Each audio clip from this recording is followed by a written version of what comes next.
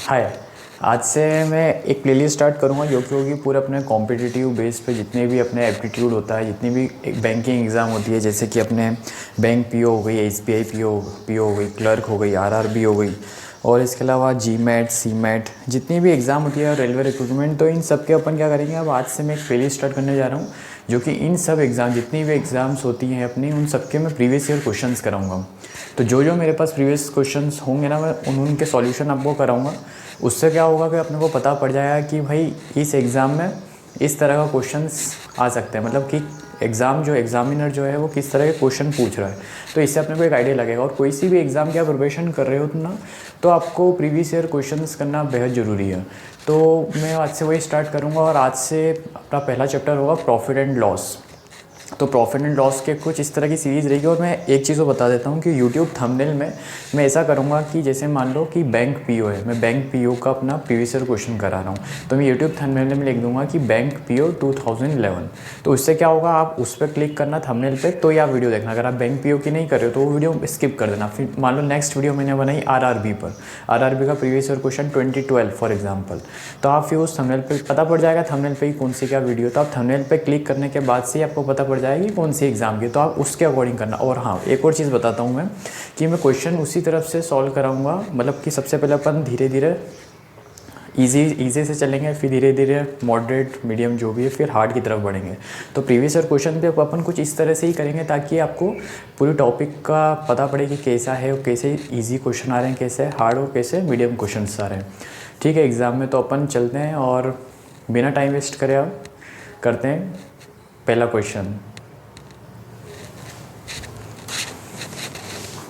हाँ, तो profit and loss का पहला क्वेश्चन मैं आपका यहाँ पे स्क्रीनशॉट लगा दूंगा कि कौन सा कर रहा हूँ मैं। तो प्रॉफिट एंड लॉस का सबसे पहला क्वेश्चन अपना है बैंक पीओ का, जो कि है एग्ज़ाम अपनी हुई थी 2010 में। तो उसका प्रॉफिट एंड लॉस का एक बहुत ही इजी क्वेश्चन है। मैंने पहले आपको बोला था कि अपन इजी से स्टार्ट करेंगे, तो अपन वो क्वेश्चन सॉल्व करते हैं। और आपकी स्क्रीन पर क्वेश्चन दिख रहा होगा, तो मैं क्वेश्चन पढ़ता हूँ और आप भी स्क्रीन पर देखना, और मैं इसके डिस्क्रिप्शन में भी डाल दूँगा।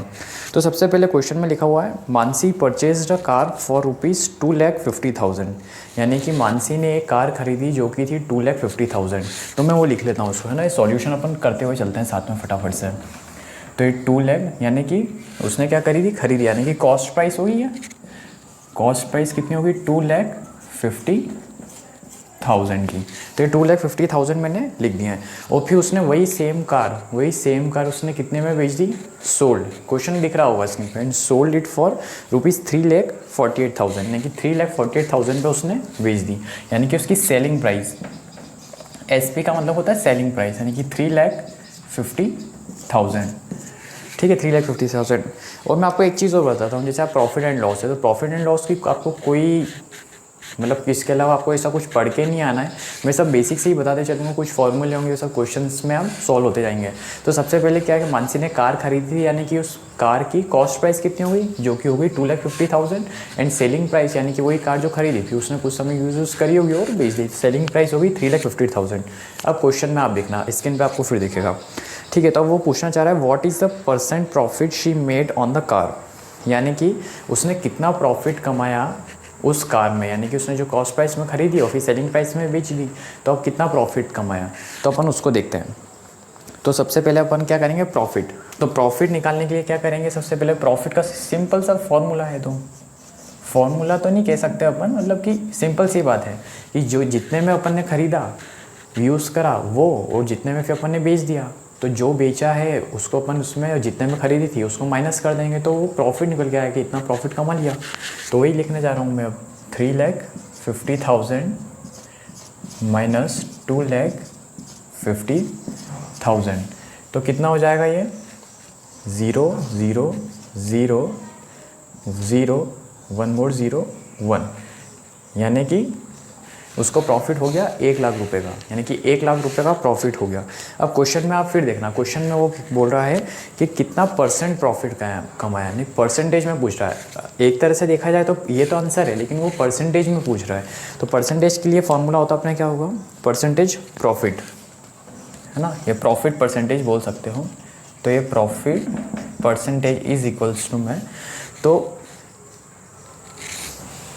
अपन ने एक, हाँ, तो एक क्वेश्चन में अपन ने ये गलती कर दी थी कि जो उसने सेलिंग प्राइस थी, उसकी सेलिंग प्राइस थी 3,48,000, मैंने कितना लिख दिया था इधर 50,000, तो 48 है ना, इसको मैं 48 कर देता हूँ, ये 48 सिंपल सा, कोई दिक्कत नहीं है। इसको भी मैं कर देता हूँ 48, है ना।